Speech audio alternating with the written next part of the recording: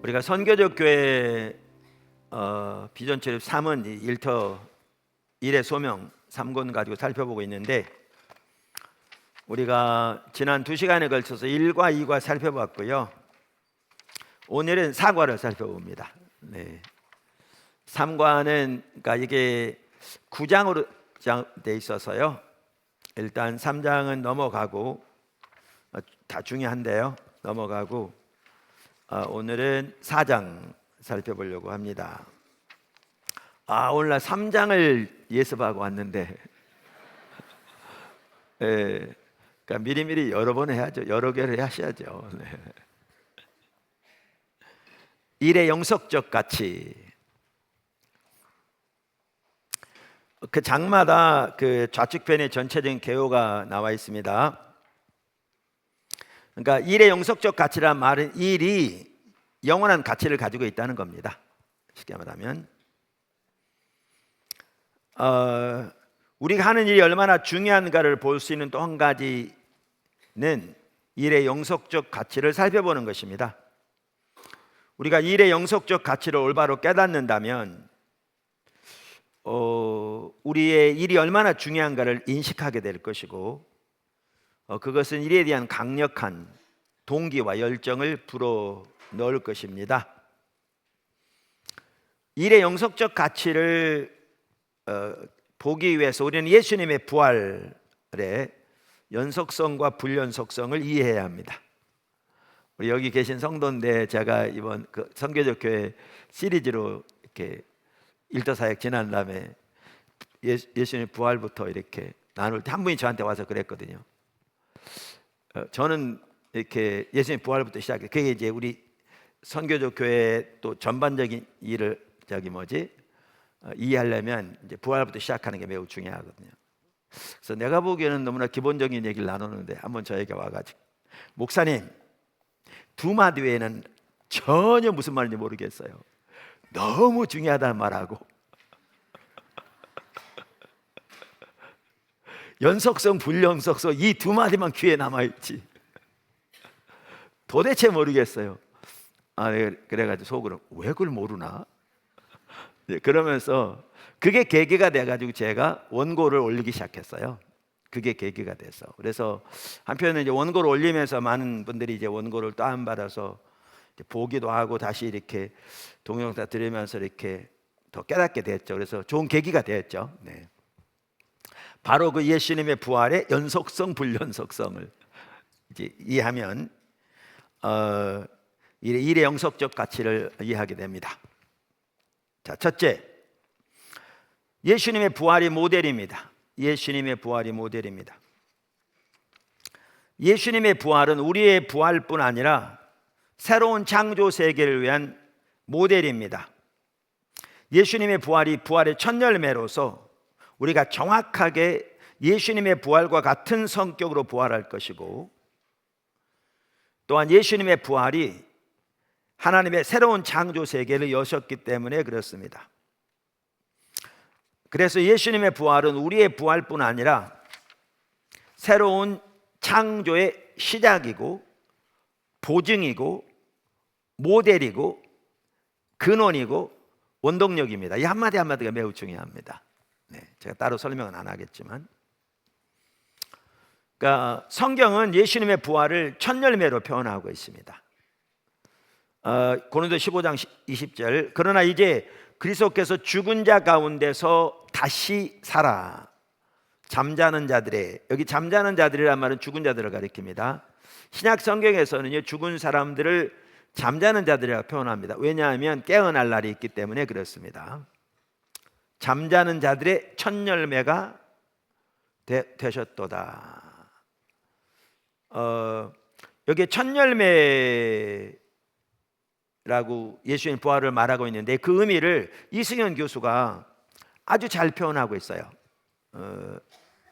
이렇게 말합니다. 바울이 예수에게 적용한 첫 열매라는 표현은 구약에서 추수의 첫 열매로 드려지는 희생 제사에 그 뿌리를 두고 있다. 그러면서 성경 구절 줄 나오죠. 화면에도 나옵니다. 하나님께 드려지는 첫 열매는 하나님 앞에서 거룩한 것으로 여겨지고 이어지는 전체적인 추수의 시작과 그 추수의 확실한 보증을 의미한다. 그러니까 첫 열매는 아주 잘 표현했는데요, 전체적인 추수의 시작인 동시에 그 다가오는 추수의 확실한 보증을 의미했다는 거죠. 이제 그런 의미에서 예수님의 부활을 첫 열매로 표현하고 있는 겁니다. 그러니까 모든 부활의 시작일 뿐만 아니라 이어지는 부활의 보증이라는 거죠. 그래서 아까 예수님의 부활에 대해서 새 창조의 시작이고 보증이고 모델이고 근원이고 원동력이다, 이렇게 말씀드렸는데 그 하나하나가 매우 중요한 의미를 가지고 있습니다. 그러므로 예수의 부활이 죽은 자들의 첫 열매라는 사실은 계속해서 이승영 교수입니다. 예수 안에서 죽은 자들이 예수가 경험한 부활을 동일하게 경험할 것을 확실히 보증한다. 이것뿐만 아니고요, 성경에 보면 예수님이 부활하고 승천하셔서 보내신 성령이 이 하나님께서 부활을 포함해서 우리에게 주실 그 모든 유업의 보증이라 이렇게 표현하고 있거든요. 그러니까 다 같은 맥락입니다. 그래서 첫 번째, 예수님의 부활이 모델입니다. 둘째, 예수님의 이전 몸과 부활의 몸 사이의 불연속성. 그러니까 예수님의 이전 몸과 그러니까 부활의 몸 사이에는 연속성과 불연속성이 존재합니다. 여기 이제 불연속보다는 연속성과 불연속성이라고 하면 좋을 텐데, 그 두 번째 나온 것에는 고쳐질 수 있습니다. 저는 처음에 나온 걸 지금 가지고 있어가지고 그 성경 구절도 여러분 책에 나와 있는데 그랬는데 6권 이번에 새로 이렇게 찍어 나온 거 일부 교정해서 어젠가 새로 나왔습니다. 네. 그래서 예수님의 이전 몸과 부활의 몸 사이에는 연속성과 불연속성이 존재합니다. 우선 불연속성이 컸습니다. 그러니까 예수님이 죽으셨다가 그 몸을 가지고 그대로 살아나신 게 아니었습니다. 그러니까 예수님의 부활은 죽었다 그냥 살아난 게 아니었습니다. 그가 달랐습니다. 또한 예수님이 죽으셨다가 영으로 다시 살아나신 것도 아니었습니다. 예수님은 육체를 가지고 부활하셨는데요, 그런데 예수님이 부활하셔서 가지고 계신 육체는 죽기 전의 육체와는 근본적으로 다른 속성을 가진 재료들로 만들어진 육체였습니다. 그래서 불연속성이 크다, 그 얘기입니다. 그 부활하신 육체는 말씀하셨고 우리가 만질 수도 있었고 제자들과 같이 식사도 하실 수 있는 그런 육체였는데요, 동시에 예수님은 부활하신 몸을 가지시고 문이 잠겨 있는데도 벽을 통과해서 들어오시기도 하고 그냥 이내 떠나시기도 하셨습니다. 어떨 때는 제자들이 부활하신 예수님을 알아보기도 하고 또 어떨 때는 전혀 알아보지 못하기도 했습니다. 무엇보다 그 부활의 몸은 전혀 썩지 않을 육체였습니다. 이와 같이 예수님이 원래 가지고 계신 그 육체와 부활하신 육체 사이에는 불연속성이 컸습니다. 이 말은 부활하신 육체는 그 이전의 육체와는 근본적으로 다른 성격의 육체였습니다. 이와 같이 불연속성이 컸지만 아울러 거기에는 연속성도 있었습니다.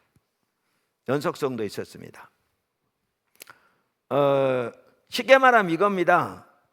예수님이 돌아가셔서 그 전에 가지고 계시던 육체는 그렇게 표현한다면 그대로 무덤에 놔두고 전혀 새로운 육체를 입고 부활하신 게 아니었습니다. 그 육체가 부활한 겁니다. 그래서 연속성이 있습니다.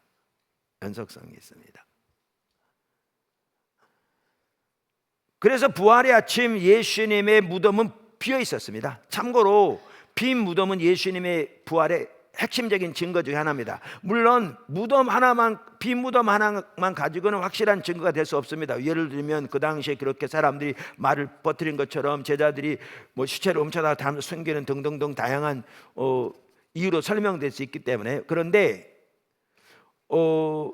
다른 증거들과 함께 빈 무덤은 예수님의 부활에 대한 강력한 증거죠. 그래서 말씀드린 대로 예수님은 부활하시되 그 이전의 육체는 그대로 놔두고 전혀 새로운 육체를 가지고 부활하신 게 아니라 바로 그 육체를 가지고 부활하신 겁니다. 근데 그 육체를 가지고 부활하셨는데 그 부활하신 육체가 예전의 육체를 그대로 가지고 부활하신 게 아니고 하나님의 영광으로 덧입혀진 근본적으로 다른 종류의 육체로 변화되어 부활하신 겁니다. 그래서 여기는 연속성이 존재하는 반면에 불연속성이 컸습니다.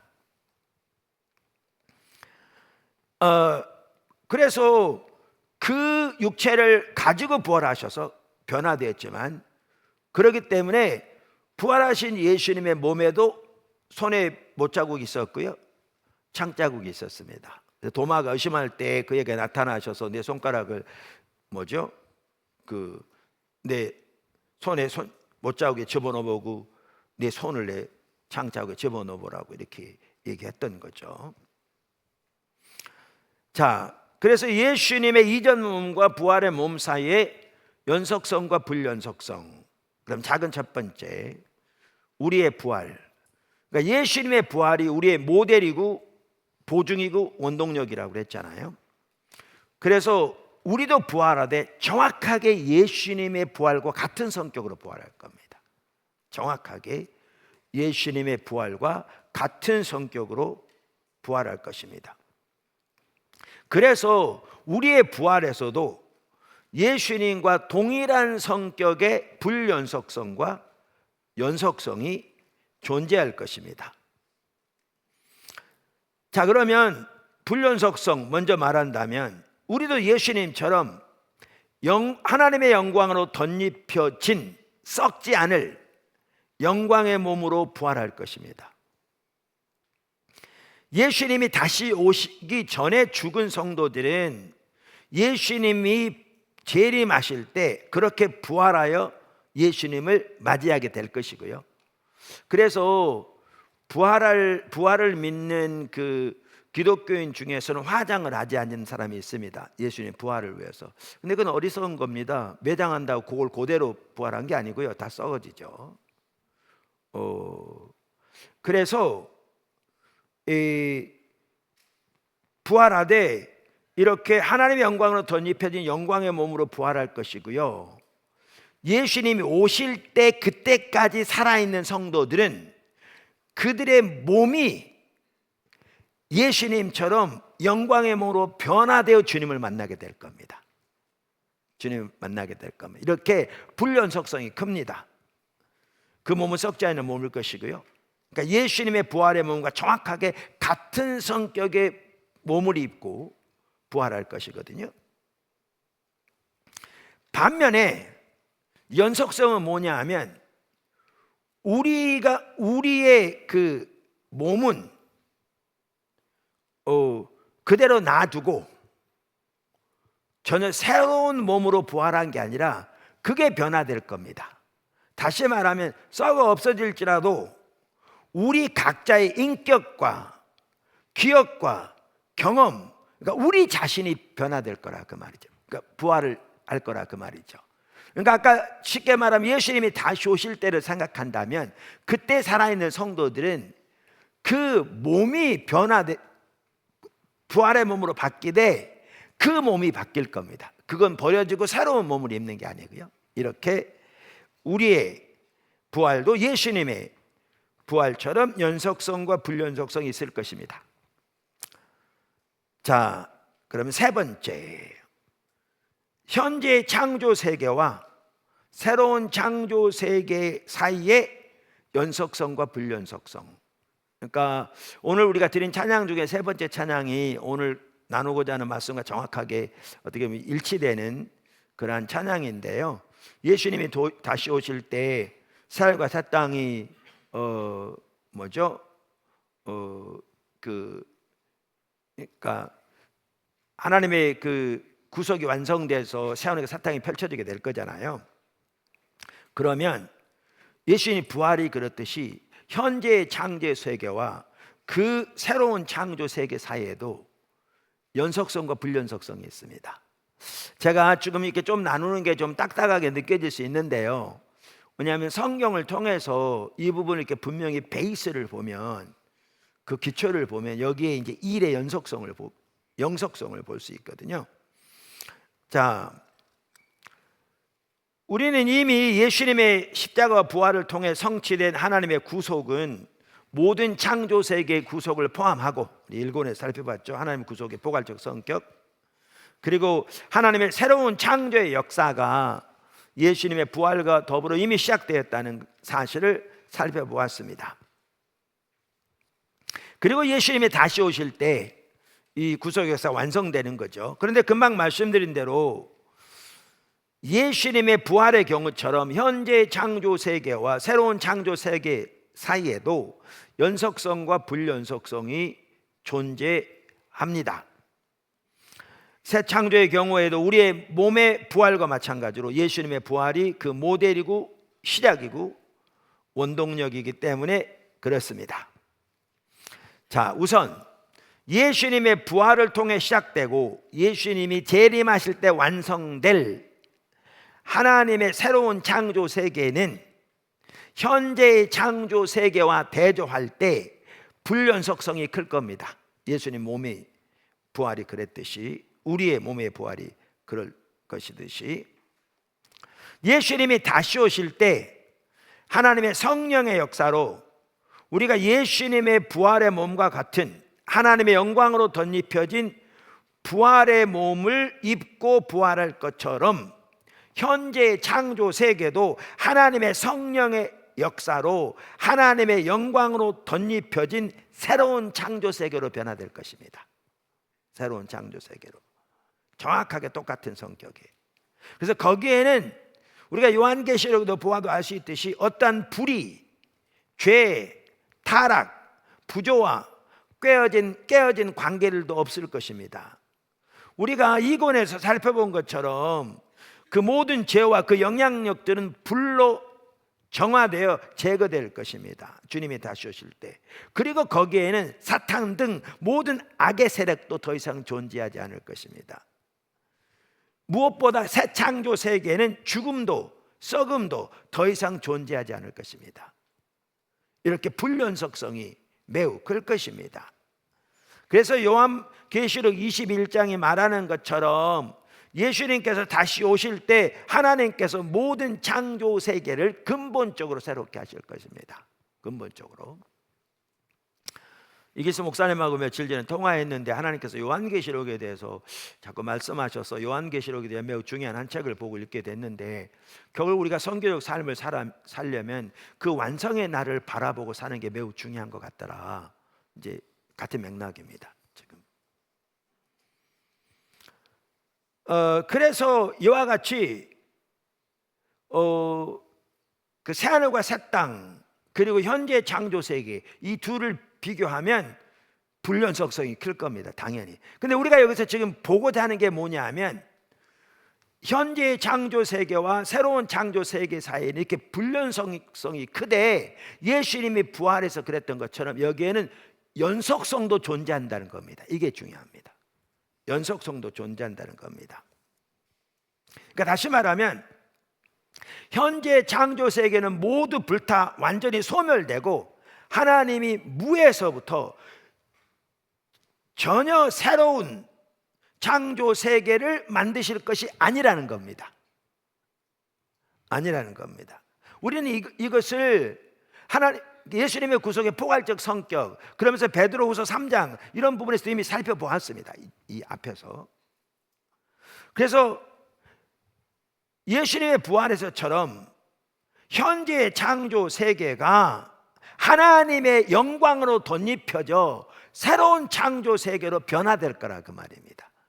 예수님의 몸이 하나님의 영광으로 옷 입어 부활의 몸으로 변화된 것처럼 우리가 그렇게 될 것처럼 이 창조 세계도 이건 완전히 없어지고 불타 없어지고 전혀 새로운 성격의 창조, 하늘과 땅이 존재하게 되는 게 아니라 새롭게 창조되는 게 아니라 예수님의 부활에서 볼 수 있는 것처럼 이 현재의 창조 세계가 모든 악은 정화되되, 아까 불연속성을 살펴본 것처럼 하나님의 영광으로 덧입혀진 새로운 창조 세계로 변화될 거라, 그 말입니다. 그래서 예수님의 부활에서 연속성이 있었듯이 우리의 부활에서 연속성이 있을 것이듯이 이 현 창조 세계와 새로운 창조 세계 사이에는 불연속성이 크지만 거기에는 연속성도 존재할 겁니다. 이게 아주 중요한, 우리 일과 관련해서 매우 중요한 부분입니다. 왜 하나님께서 현재 창조 세계를 완전히 멸하시지 않을 것인가? 뭐 여러 가지 이유가 있겠지만 그 중에 하나는 이 현재의 창조 세계가 하나님께서 창조하신 선한 창조물이기 때문에 그렇습니다. 비록 인간의 죄로 인해서 오염이 되었지만 이 창조 세계는 헬라 철학자들이 주장하는 것처럼 악한 것도 아니고 그 자체가 신인 것도 아니고 하나님께서 만드신 하나님의 피조물이며 하나님이 보시기에 좋았다라고 말씀하신 선한 창조 세계이기 때문에 죄로 오염되어 있지만 하나님은 그렇게 이 창조 세계를 새롭게 하실 것입니다. 자, 이와 같이 현재의 창조 세계와 새하늘과 새 땅 사이에는 불연속성이 크지만 거기에는 연속성도 존재하는데 우리는 성경에 나오는 몇 구절을 보면 이 연속성을 명확하게 볼 수 있습니다. 지금부터 제가 몇 구절을, 그 연속성을 볼 수 있는 몇 구절을 살펴볼 겁니다. 왜냐하면 그 연속성이 바로 우리의 일의 영속성을 보여주는 것이기 때문에 그렇습니다. 우리의 일의 영원한 가치를 이게 보여주기 때문에 그렇습니다. 자, 하나는 고린도전서 3장입니다. 고린도전서 3장 12절. 만일 누구든지 금이나 은이나 보석이나 나무나 풀이나 지푸로 이 터 위에 세우면 그 사람의 공적이 나타날 것인데 그날이 공적을 밝히리니 이는 불로 나타내고 그 불이 각 사람의 공적이 어떠한 것을 시험할 것임이라. 만일 누구든지 그 위에 세운 공적이 그대로 있으면 상을 받고 누구든지 그 공적이 불타면 해를 받으리니 그러나 자신은 구원을 받되 불 가운데서 받은 것 같으리라. 여러분, 이 구절이 어떤 구절이냐면 사도 바울이 자기의 소명을 설명하면서 자기는 교회가 없는 곳에 예수 그리스도를 전해서 교회의 기초를 놓는, 그걸 터를 쌓는, 지금 우리가 건물 짓는데 지금 기초 놓는 작업하고 있거든요. 그 기초를 놓는 사도라고 말하고 다른 사도들은 그 위에다 이제 세워가는 그것을 말하면서 예수님이 다시 오실 때 기초를 놓는 사람이건 그 다음에 그 위에 세우는 사람이건 아니면 모든 지금 하나님의 백성들의 이 땅에서 한 일을 그렇게 말하면서 불로 심판할 것인데 그날에 그것이 남아있으면 상급을 받을 것이고 불타 없어지면 예수님을 믿음으로 구원을 받기 때문에 구원을 받을지 모르지만 불 가운데서 간신히 목숨을 건진 것처럼 부끄러운 구원을 받게 될 것이다. 그 구절이거든요. 그래서 예수님의 다시 오실 때 그 심판에 대해서 말씀하셔서 그걸 뭘로 지금 비유하고 있냐면 건축물에 큰 불이 나서 어떤 부분은 잿더미로 다 타버렸는데 어떤 부분들은 견고하게 남아있는 이미지를 지금 사용하고 있죠. 그래서 여기서 뭘 볼 수 있습니까? 지금 이 땅에서 우리 하는 일과 새하늘과 새 땅에서의 연속성을 지금 말하고 있는 거죠. 왜? 이 땅에 사는 일이 불로 다 타버려서 흔적도 없이 사라지는 경우에는 그것은 전혀 존재하지 않을 것이지만 어떤 것은 남아서 거기에 존재하게 될 것을 말하는 거잖아요. 존재하게 될 것을. 여기 연속성에 대해서 말하고 있죠.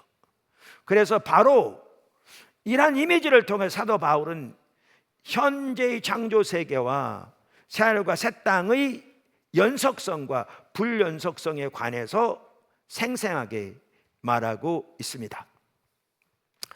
톰 라이트 박사는요, 이것을 이렇게 잘 표현합니다. 분명히 이것은 데살로니가 후서 2장, 로마서 2장에서 사도 바울이 묘사한 다른 위대한 심판 장면들과 꽤 비슷한 그림이다. 거기에도 이제 마지막에 심판에서 언급하고 있죠. 물론 전 세계적인 심판의 날이 장차 도래할 것이라는 관념은 로마서 14장 10절과 고린도서 5장 10절과 같은 본문을 통해서도 낯익은 관념이다. 거기도 이런 내용들이 나온다, 그 말인 거죠. 그러나 그 밖에 다른 어디에서도 우리는 불에 의한 심판의 순간을 지나서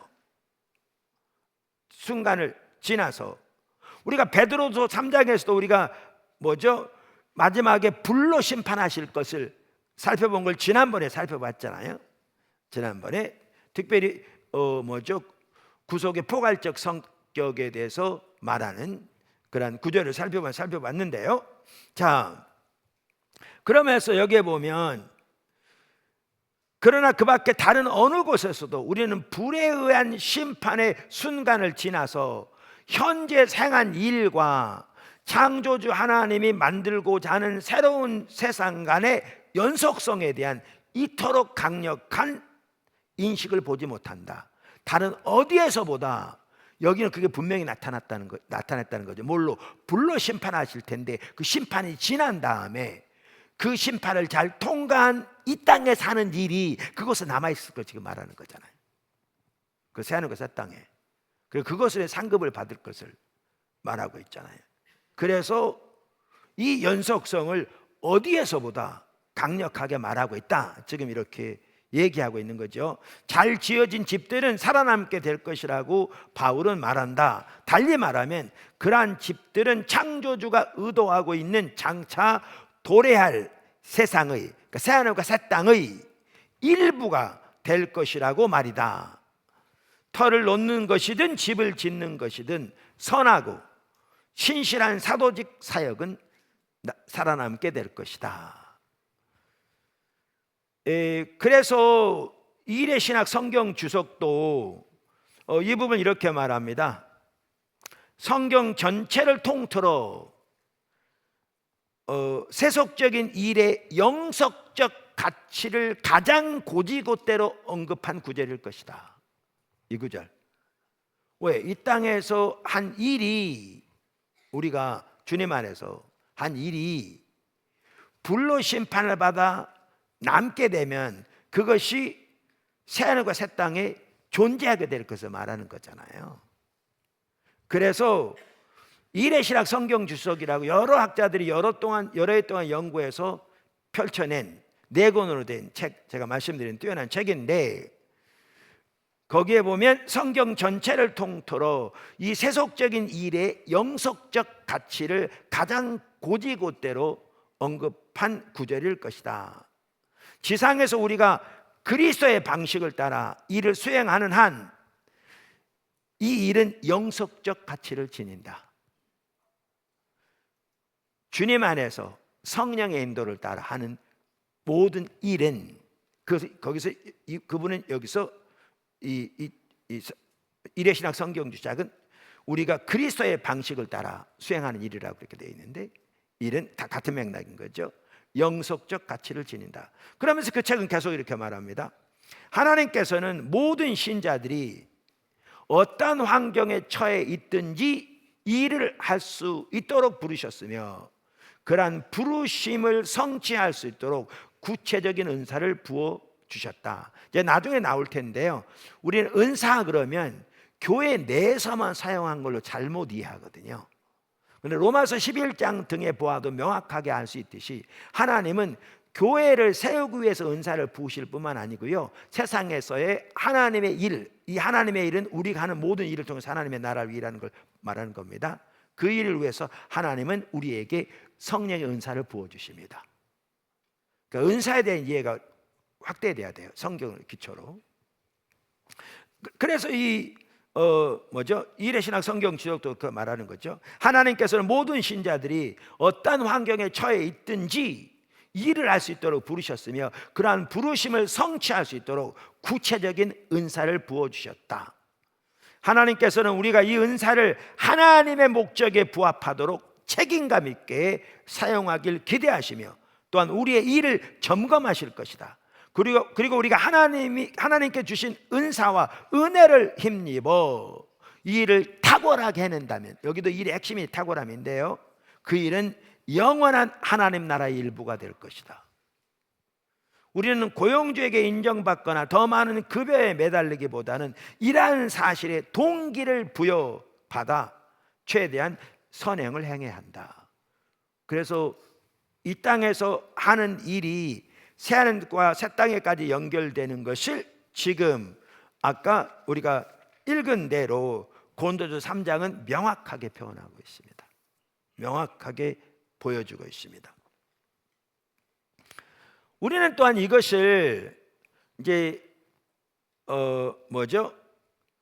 고린도서 15장, 고린도서 3장, 로마서 8장 이 세 개를 쫙 연결하면 또 볼 수 있습니다. 이 세 개를.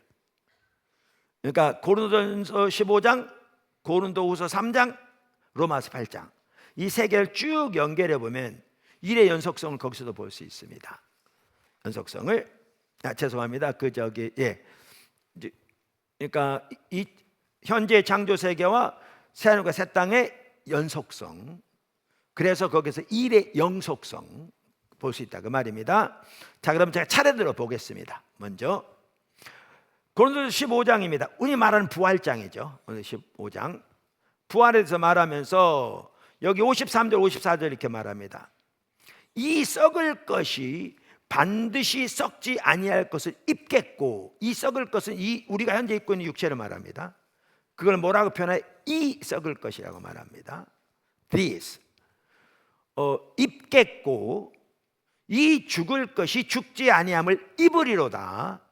이 썩을 것이 썩지 아니함을 입고 이 죽을 것이 죽지 아니함을 입을 때에는 사망을 삼키고 이기리라고 기록된 말씀이 이루어지리라. 지금 부활에 대해서 말하는데요, 부활을 어떻게 말하냐면 이 몸이 썩지 아니함을 입을 것이다 이렇게 말합니다. 입을 것이다. 그러니까 그리고 그때에는 사망이 삼켜질 것이다. 그 말이 그러니까 사망은 더 이상 존재하지 않는 그 말이 성취되리라 그 말인 거죠. 여기에 보면 몸의 부활을 4번에 걸쳐서 하나님이 예배하신 영광의 몸을 입는 것으로 표현합니다. 입는 것으로. 그러니까 예수님의 몸이 부활의 몸으로 영광스럽게 변화된 것처럼, 그거를 영광의 몸을 입는 것처럼 우리의 부활을 여기에 보면 우리의 몸이 영광의 몸을 입는 것으로, 하나님이 예비하신 영광의 몸을 입는 것으로 표현합니다. 근데 여기에 사도 바울은 이라는 말을 4번이나 사용합니다. 4번이나. 그래서 우리가 가지고 있는 이 몸이 부활할 것을 말하는 거죠. 이 몸이 연속성. 그래서 우리의 부활은 우리의 현재 이 몸이 영광의 몸을 입는 것을 의미합니다. 그래서 이승윤 교수 이 부분을 잘 지적하는데요, 그는 이렇게 말합니다. 여기서 바울은 부활한 몸이 바로 부활하기 전의 몸과 연속성을 가지고 있는 것을 강조하기 위해서, 그러니까 지금 현재 몸과 부활한 몸이 연속성이 있는 걸 강조하기 위해서 이 헬라어 단어 투토, 이 말은 이라는 단어거든요. 4번 사용한다. 다시 말해서 성도들이 부활해서 불명예와 약함과 죽음을 경험하고 썩어져야 할 그들의 자연적인 몸이 소멸되고 새로운 몸이 창조되는 것이 아니라 그들의 자연적인 몸이 예수의 영적인 몸이 소유한 영광과 강함과 썩지 않은 영생으로 덧입혀지는 것이다. 무슨 말인지 아시겠죠? 우리의 부활을. 그래서 여기에 보면 연속성이 있습니다. 자, 이제 금방 그걸 살펴보고요, 이걸 토대로 이제 고린도서 5장으로 갑니다. 거기에 보면 똑같이 부활을 입는 것으로 표현합니다. 그리고 그때에는 죽음이 생명에게 삼켜질 것이라, 같은 지금 내용을 말하고 있습니다. 그러니까 그 내용들이 우리가 부활짝이라고 말하는 고린도서 15장에서 뭐죠? 그 말하는 내용과 같은 언어들을 사용해서 표현하고 있는 걸 봅니다. 여기에 보면 고린도후서 5장에, 그러면서 거기에는 뭐가 같이 나오냐면 그 날을 기다리면서 탄식하고 있다, 이렇게 표현합니다. 탄식하고 있다. 자, 보십시오. 5장 2절 4절, 참으로 우리가 여기서 탄식하며 하늘로부터 오는 우리 처소를 덧입기를 간절히 사모하노라. 여기 하늘로부터 오는 우리 처소를 덧입기를, 이 말은 부활의 몸을 입는 것을 말하는 겁니다. 덧입기를 간절히 사모하노라. 이렇게 입으면 우리가 벗은 자들로 발견되지 않으려 함이니, 이 말은 육체는 사라지고 영혼이 돌아다닌 것처럼 이렇게 하는 게 아니라 그 말인 거죠. 아니라 그 말인 거죠. 아멘이. 참으로 이 장막에 있는, 우리가 지금 입고 있는 이 육체, 이것을 지금 장막으로 표현하고 있죠. 영구적인 것이 아니니까요. 이 장막에 있는 우리가 짐진 것 같이 탄식하는 것은 벗고자 함이 아니요 오히려 덧입고자 함이니, 죽을 것이 생명에 삼킴바 되게 하려 함이라. 그러니까 아까 말씀드린 대로 여기에 보면 고린도서 15장에서 말한 것과 같이 부활을 새로운 몸으로, 하늘로부터 오는 몸으로 덧입혀지는 것을 표현합니다. 그 옷을 옷 입는 것으로 하나님께 예비하신 영광의 몸을. 그러면서 뭐라고 그러냐면 오늘날 우리는 그날을 바라보며 탄식하고 있다고 2번이나 표현하고 있습니다. 자, 그래서 여기에 보면 리처드 헤이스라고요. 이분도 귀한 그 신약학자인데, 고린도서 15장과 고린도서 5장에 나오는 이란 그 부활의 성격과 또 현재 몸과 부활의 몸의 연속성을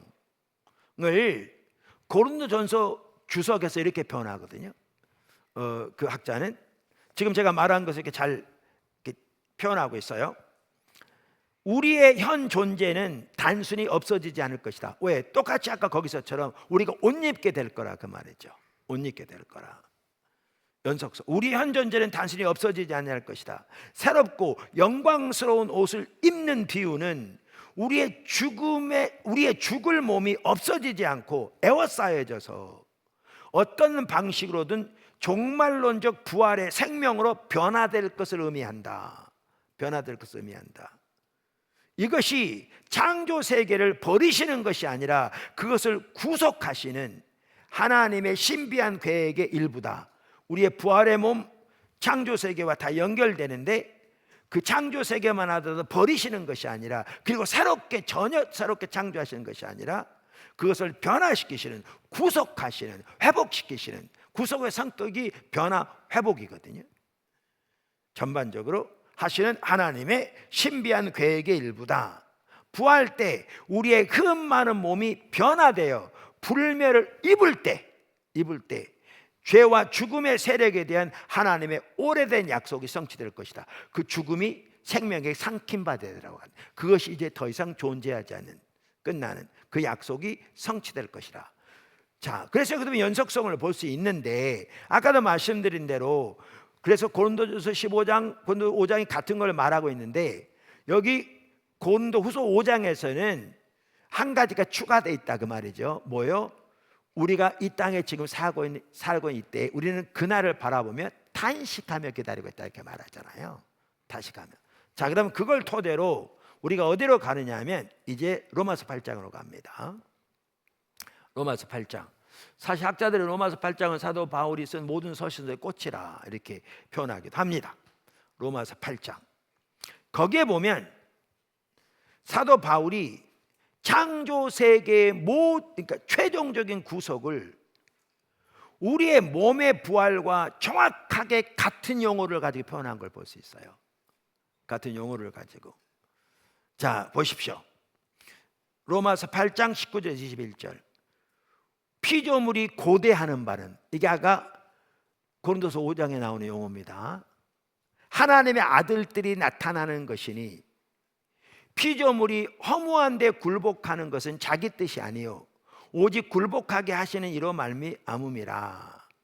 그러니까 이걸 보면 죄의 영향력으로 모든 창조 세계가 허무는 데 굴복하게 되었다, 그 말이죠. 그 영향이 거기까지 미치게 되었다, 인간의 죄로 인해서. 그러면서 21절, 그 바라는 것은 아까 고린도서 5에 나오는 것처럼 피조물도 썩어짐의 종로로 다는 데서 해방되어 하나님의 자녀들의 영광의 자유에 이르는 것이니라. 피조물이 다 이제까지 함께 탄식하며 함께 고통을 겪는 것을 우리가 아나니, 그뿐 아니라 또한 우리 곧 성령의 처음 익은 열매를 받은 우리까지도 속으로 탄식하며 양자될 것 곧 우리 몸에 속량을 기다리니라. 보시면요, 여기 탄식하다는 단어가 신약성에 딱 4번 나오는데요, 2번 여기 나오고 2번이 아까 읽었던 고린도 5장에 나옵니다. 자, 그러면 여기 보십시오. 고린도전서 15장, 고린도후서 5장 둘 다 부활을 영광의 몸을 옷 입는 것으로 표현합니다. 이 몸이 옷 입게 될 거라, 연속성. 여러 학자들이 말한 것처럼. 그런데 고린도후서에 보면 그날을 우리가 고대하면서 탄식하고 있다, 이렇게 말하죠. 근데 로마서 딱 8장에 뭐를 보느냐 하면 우리가 그날에 뭐죠? 부활의 몸으로 옷을 입고 우리의 구속이 완성될 것이 우리 사람만이 아니라 여기 보면 모든 창조 세계가 그 날을 바라보며 고대하면서 탄식하고 있다고 말합니다. 그래서 여기 탄식하고 있는 게 우리 구원받은 하나님의 백성뿐만 아니라 모든 창조 세계가 탄식하고 있다고 말하죠. 그럼 여기에 보면 명확하게 볼 수 있는 게 뭐냐 하면 지금 현재 창조 세계와 새로운 창조 세계 사이에도 우리 현재의 몸과 우리 부활의 몸과 사이의 관계처럼 정확하게 똑같은 불연속성과 연속성이 그대로 있는 걸 볼 수 있습니다. 성경은 그대로 보여주고 있습니다. 이렇게. 그러니까 아까 우리가 이 고린도전서 3장에서도 보았듯이 고린도전서 15장, 고린도서 5장, 그리고 로마서 8장을 보면 우리 몸의 부활의 성격, 그리고 그것의 불연속성과 연속성, 그리고 그것이 정확하게 똑같은 성격으로 이 창조 세계와 새로운 창조 세계 사이에도 그렇게 이루어질 것을 보여주면서 불연속성이 크지만 정확하게 동일한 성격의 연속성이 있고, 그리고 그날을 향해 모든 창조 세계가 우리가 그런 것처럼 탄식하며 그날을 고대하고 있다, 이렇게 말하고 있습니다. 이걸 연결해 보면 우리는 지금 현재 창조 세계를 완전히 그냥 버려버리고 불태 없어버리고 전혀 새로운 창조 세계에 태어난 것이 아니라 이 창조 세계가 하나님 불로 정화되어 모든 악과 모든 상함과 모든 깨어진 것들과 죄의 영향력, 모든 부패는 다 정화되되 하나님의 영광으로 덧입혀져 우리의 부활의 몸처럼 하나님의 구속의 완성인 새하늘과 새 땅으로 변화될 것을 보여주고 있습니다. 그래서 현재의 창조 세계와 새로운 창조 세계 사이에서도 연속성과 불연속성이 존재하는 걸 볼 수 있습니다. 우리가 이미 베드로 3장에서 보았지만 이런 걸 볼 수 있습니다. 네 번째, 자, 이렇게 현재의 창조 세계와 예수님 다시 오실 때 완성될 새로운 창조 세계 사이의 연속성은 우리의 일이 영속적 가치를 가지고 있는 걸 보여줍니다. 매우 중요하죠. 이 둘 사이의 연속성은 우리의 일이 영속적 가치를 가지고 있는 것을 분명하게 보여줍니다. 하나님의 새 창조 세계와 현재 창조 세계 사이에도 불연속성이 훨씬 클 것입니다. 그 세계는 예수님의 부활처럼 하나님의 영광으로 옷 입혀진 새로운 창조 세계가 될 것입니다. 그리고 예수님이 다시 오실 때 하나님께서 그 모든 것을 요한계시록 21장 5절에서 말씀하신 것처럼 근본적으로 새롭게 하실 것입니다. 근데 이 새롭게 하는 것도 완전히 처음 건 없애고 새로운 것을 말하는 게 아니라 지금 있는 것을 새롭게 하는 것이라고 이 단어의 의미가 그렇다고 이미 살펴봤잖아요. 동시에 이 두 세계, 현재 창조 세계와 예수님이 다시 올 때 완성될 그 새하늘과 새 땅 사이에는 연속성도 존재할 것입니다. 그럼 현재 창조 세계와 새 창조 세계 사이에 연속성이 존재한다는 말은 무슨 뜻입니까? 우리의 일과 관련해서 그 말은 우리가 이 땅에서 주님 안에서 성령의 인도를 따라 행한 소중한 일들이 그 새로운 창조 세계에 남게 될 것을 말합니다. 어마어마한 얘기입니다. 아까 건물로 비유하면서 불로 타버려서 다 소멸된 것은 존재하지 않되 남은 것은 그 새로운 창조 세계에 그대로 존재할 걸 보여준 것처럼 이 두 세계사의 연속성은 이 땅에서 우리가 주님 안에서 성령의 인도를 따라 행한 소중한 일들이 그 새로운 창조 세계에 남아있게 될 것이라는 뜻입니다. 엄청난 얘기입니다. 그래서 우리의 일의 영속성을 볼 수 있습니다. 영속성을. 여기서 우리 일의 영속적 가치를 볼 수 있습니다. 그리고 바로 여기에 우리가 하는 일의 소중함이 있습니다. 일터 사역의 세계적인 권위자 중 한 사람 폴 스티븐스, 이번에도 계속 말씀드렸죠. 그분은 하나님께서 마지막에 세상을 불로 심판할 것이라는 고린도전서 3장과 믿음, 소망, 사랑은 항상 있을 것이라는, 그리고 그 중에 제일은 사랑이라는 고린도전서 13장 13절을 서로 연결하면서 이렇게 말합니다. 이 둘을 연결하면서 이렇게 말합니다. 바울이 고린도전서 3장 10절에 15절, 이게 뭐냐면 아까 그 불로 불이 태워져서 남는 것은 그것에 존재하게 될 가르친 그 구절 있잖아요. 13장 13절에서 분명히 밝히듯 영구히 남는 것은 우리의 삶과 동떨어진 믿음, 소망, 사랑이라는 순수한 미덕이 아니라 믿음과 소망과 사랑 안에서 수행된 일이다. 무슨 말이냐면 뭐죠?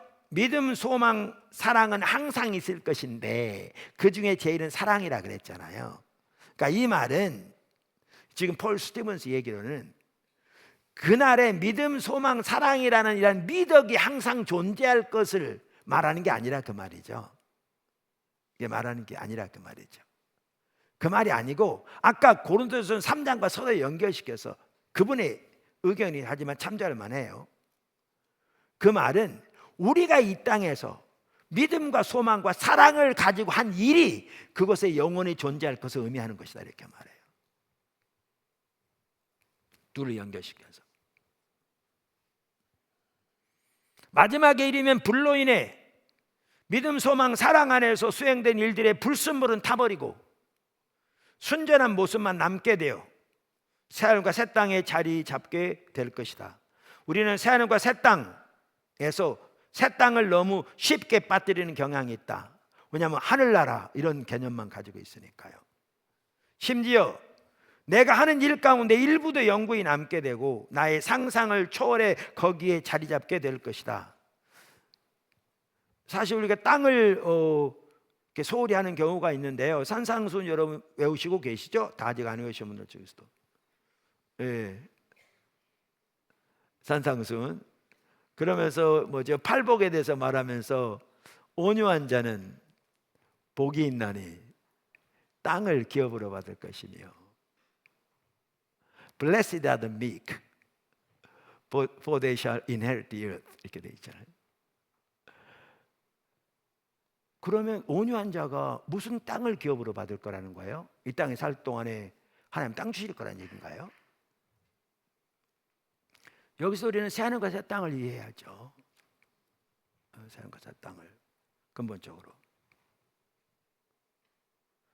어, 그러면서 그분이 이렇게 말합니다. 내가 만든 삽목 베란다, 내가 가르친 반, 사업계획, 책 2억 권, 내가 작성한 한두 편의 설교, 손자들을 위해 만든 보트, 내 특기인 특별한 팬케이크 등도 그러할 것이다. 이분이 좀 이렇게 표현했다고 뭐 동의하지 않아도 좋아요. 근데 분명한 사실은 아까도 말씀드린 대로 성경은 명확하게 우리가 이 땅에서 예수님 안에서 성령의 인도를 따라 그것을 폴 스티븐스 말에 의하면 사랑과 믿음과 소망을 가지고 행한 소중한 일들은 그곳에 분명히 존재하게 될 거예요. 분명히 존재하게 될 겁니다.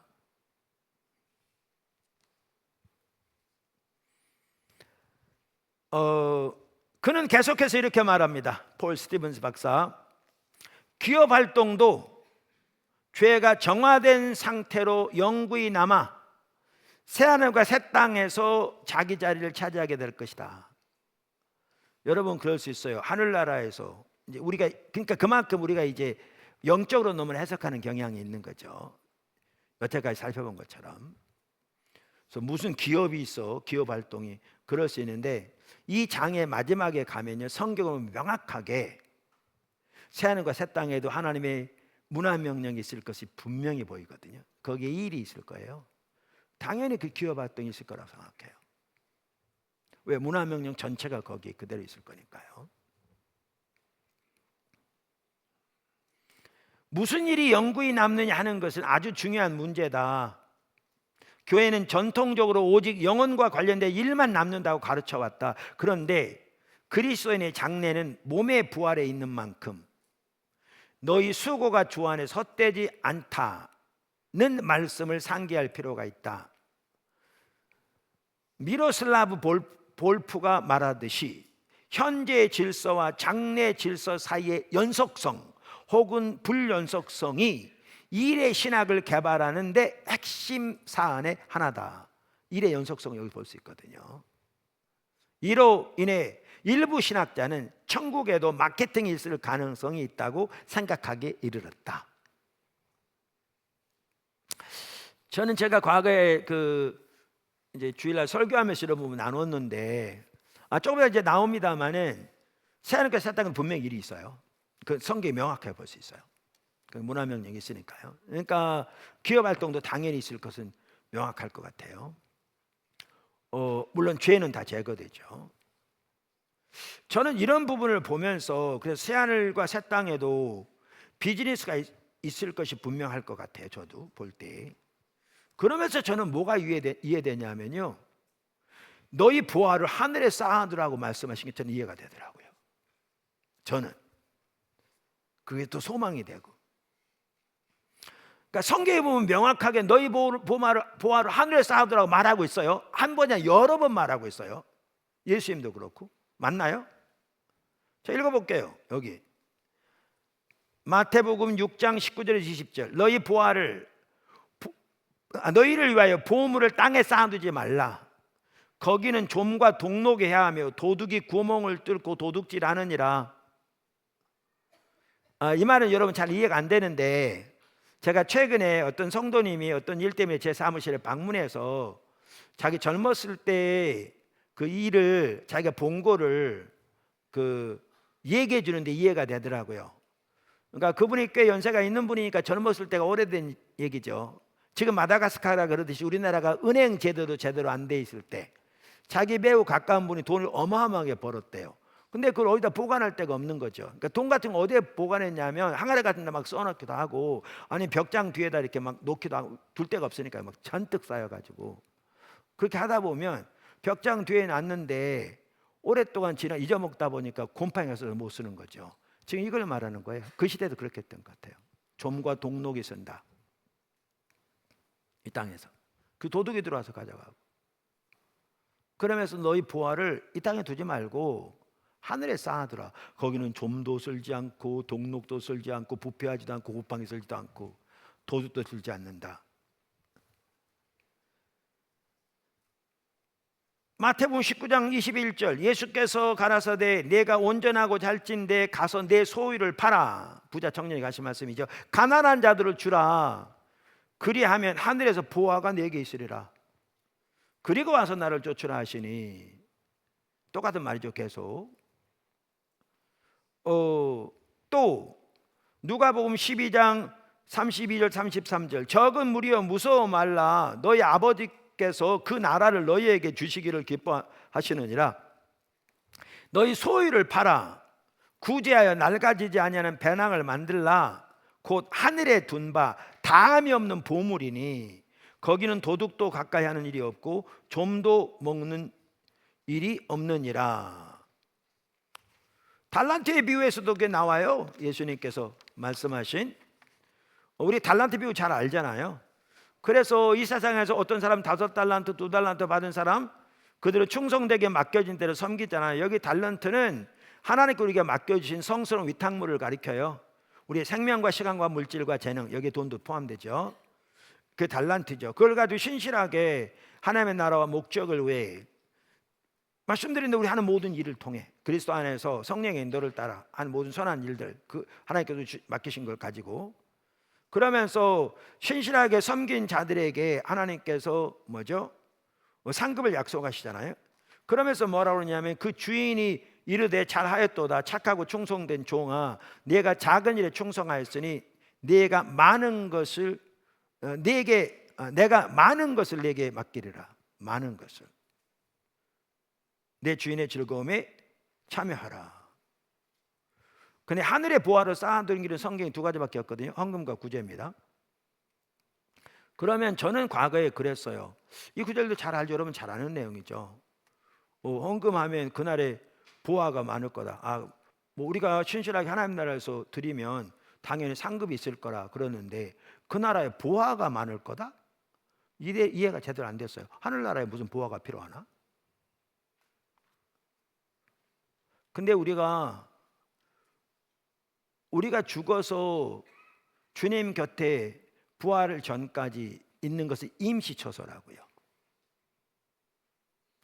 우리의 궁극적인 구속은 거기에서 끝나지 않고요, 부활과 이어지는 새하늘과 새 땅에서 영원한 삶이에요. 그게 우리 최종적인 목적지거든요. 성경에 명확하게 거기에는 새하늘과 새 땅이 포함됩니다. 그리고 거기에는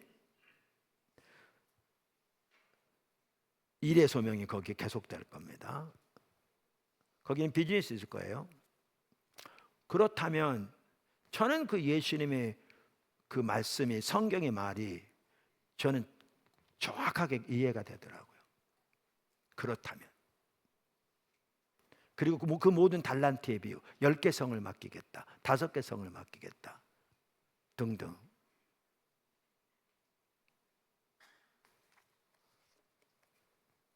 더 나아가서 폴 스티븐스 박사는요, 이렇게 우리가 그 현재 창조 세계와 새하늘과 새 땅의 연속성은 이 일의 영속적 가치를 우리에게 보여주는데요. 더 나아가서 폴 스티븐스 박사는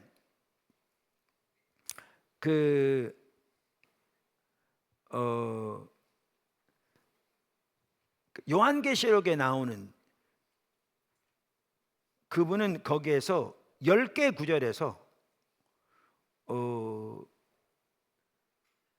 우리가 이 땅에 사는 일이 그곳에 존재할 것을 보여준다고 말하거든요, 그 책에.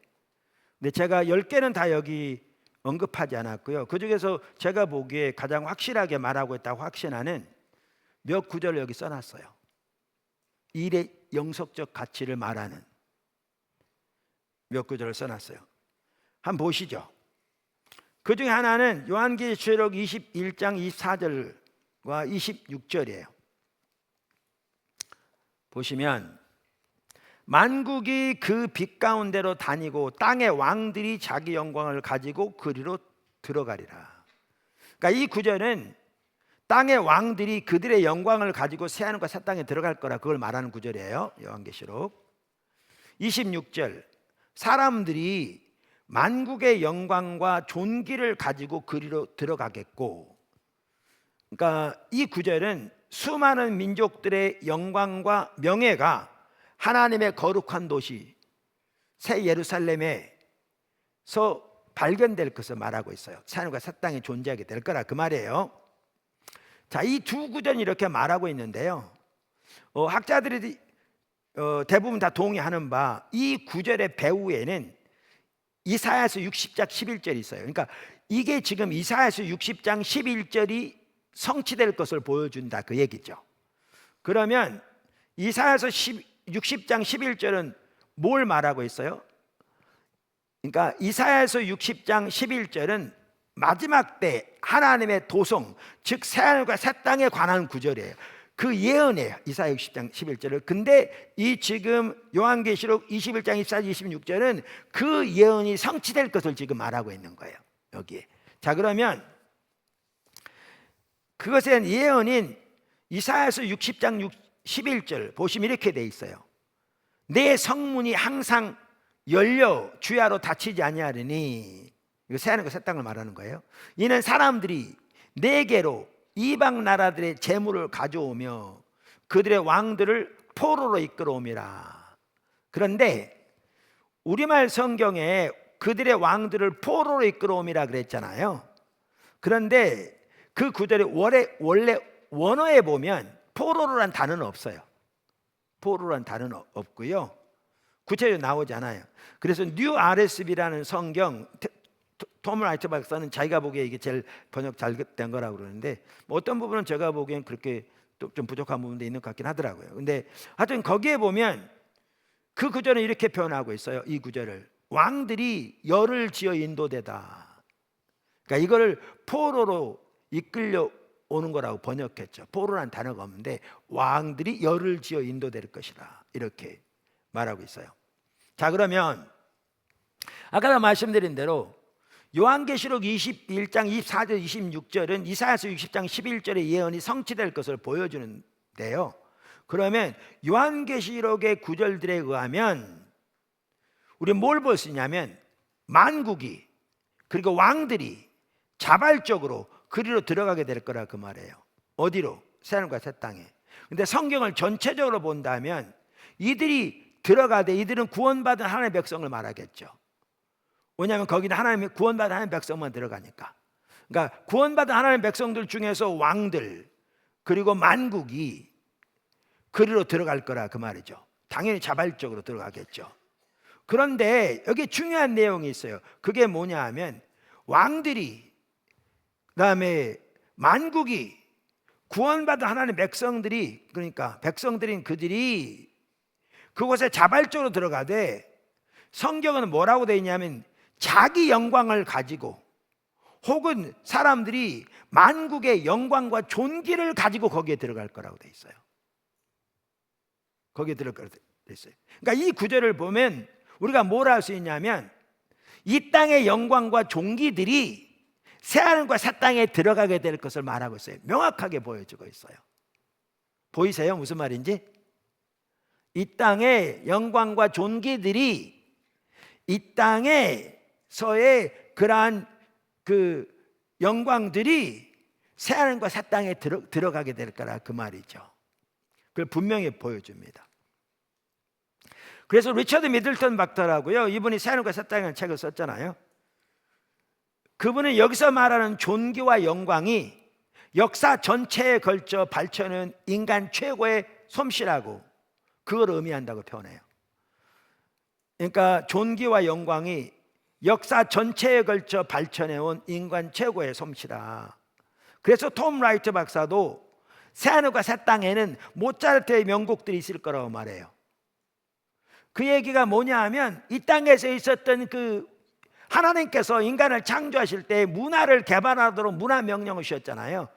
그래서 그 문화를 개발하되 참으로 하나님의 영광을 높이고 사람들에게 선한 영향력을 미치며 그리스도 안에서 해온 그 탁월한 일들, 그 영광과 존귀, 그곳에 존재하게 될 거라 그 말입니다. 그래서 그는 모차르트의 곡들도 그곳에 존재하게 될 것이라. 그래서 그런 의미에서 아까 폴 스티븐스 박사가 자기의 이런 것을 얘기한 겁니다. 아까 그런 맥락에서 뿐만 아니라 거기에는 아까 각기 다른 나라에서 나온, 왜냐하면 사람들이 아까 뭐라고 그랬냐면 거기 보시면 수많은 민족들이 영광과 존귀를 가지고 명예를 가지고 거룩한 도시에 들어갈 거라고 그랬잖아요. 그러니까 이 말은 다른 나라에서 나온 인간 문화의 다양한 요소들이 새하늘과 새 땅으로 들어가게 될 것을 말하고 있어요. 거기에 보시면, 그래서 이스라엘 하나님의 영화롭게 하는 수단으로 드려질 것을 말하고 있죠. 팀 켈러 목사님이 이 구절에 대해서 이렇게 표현하거든요. 각 나라의 독특한 문화유산과 찬란한 영광이 새로운 창조 세계에 영입된다는 뜻이다. 영입된다는 뜻이다. 요한계시록 21장 24절 26절에 밝혀져 있듯이 땅의 왕들은 그 일을 자발적으로 한다. 즉 하나님을 예배하고 그분께 영광을 돌리려는 마음에서다. 그러면서 계속 이렇게 말합니다. 마지막 때에 대한 이러한 비전에서 보듯이 우리는 인종적 문화적 구분은 하나님의 선한 창조의 일부로서 훗날 새로운 창조 세계로 옮겨질 만큼 중요하다. 이 땅에서는 예를 들면 백인들이 그동안 지배해온 사회인들, 흑인들은 노예와 같이 천한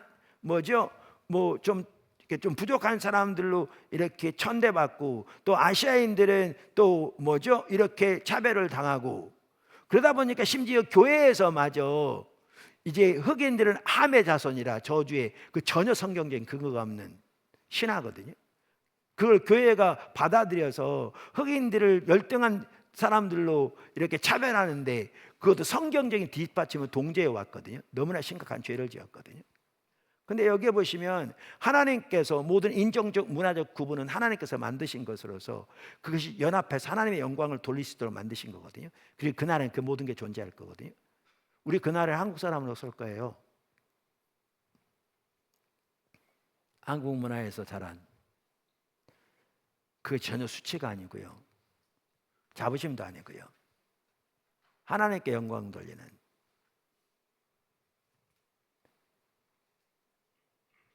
그러니까 우리가 이런 하나님의 관점에서 하나님께서 내신 하나님의 창조의 섭리와 그러한 그 다양성과 이러한 그 하나하나 문화 가운데 나오는 그 하나님께 영광에 든 존귀, 이러한 부분들을 인식하고 우리가 깨닫고 하나님께 영광을 돌려야 되는데요, 우리는 너무나 세상의 편견에 눈이 멀어서 오늘날도 세상의 그런 조류대로 판단하고 또 이렇게 우월감을 갖거나 멸시하고 이렇게 살아온 너무나 많은 죄를 지은 거죠. 남자와 여자의 관계도 마찬가지고요. 그날에는 우리의 인종적 문화적 구분은 하나님의 선한 창조 일부로서 훗날 새로운 창조 세계로 옮겨질 만큼 중요하다. 왜? 그 나라에는 인종이 하나가 될 게 아니라니까요. 다양한 인종들이 다 설게 될 거예요. 이따 보면 알겠지만 모든 나라와 민족과 언어와 인종 가운데서 하나님께 영광 돌린다고 그랬잖아요. 그날에 그것은 소멸되는 것이 아니라 모든 악한 왜곡만 정화된다. 장차 우리 몸이 연약함과 썩어짐을 모두 벗되 여전히 개인마다 구별되는 것과 마찬가지다. 그래서 저는 거기서 여주봉일 거라고요. 네, 제 기억과 제 해온 일과 제 성품은 그대로 남아있을 거라고요. 악한 부분은 주님의 은혜로 정화되되,